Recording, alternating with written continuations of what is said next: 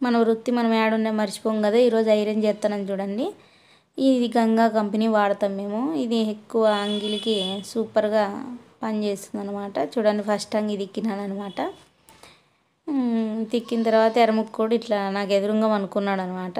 వాని బొమ్మ పెట్టుకొని లోకి కోసం లక్కీ కోసం ఖాళీగా ఉన్నప్పుడు ఇట్లా ఐరన్ చేస్తానన్నమాట అంగీలు.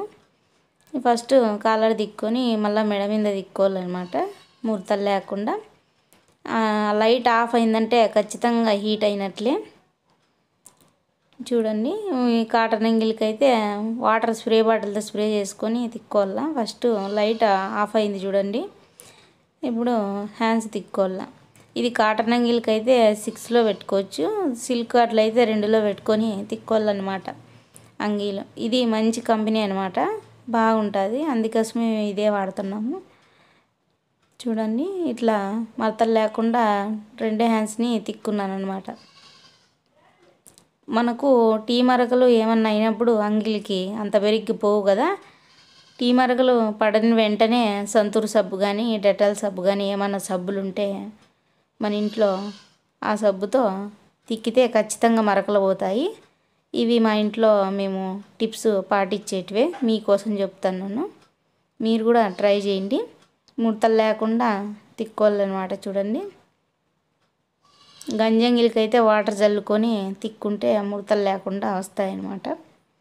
ఈ అంగిలికి ఏం అవసరం లేదు, ఇట్లా జోవి దగ్గర డిజైన్ వచ్చిన తర్వాత చాలా నెమ్మదిగా తిక్కోవాలన్నమాట. స్టీల్ అయితే దీనికి ఐరన్ పెట్టెకి గీతలు పడతాయన్నమాట. గుండీల దగ్గర నీట్గా ఐరన్ చేసుకోవాలా. చూడండి, ఇట్లా తిక్కున్నాను చూడండి. మొత్తానికి 20 అంగిల్ పైనే ఉంటాయి. నేను నెలకోసారి తిక్కి పెడతాను అనమాట. మనమంటే ఇంట్లో ఉంటాం కాబట్టి ఏమంతగా ఐరన్ చేసుకునే బట్టలు ఏమీ వేసుకోము. లోకి వాళ్ళు పనికి పోతుంటారు, బయట తిరుగుతుంటారు కాబట్టి వాళ్ళ కోసం అంగీలు తిక్కి పెడతాను అనమాట. మడతలు లేకుండా తిక్కోవాలి. చూడండి,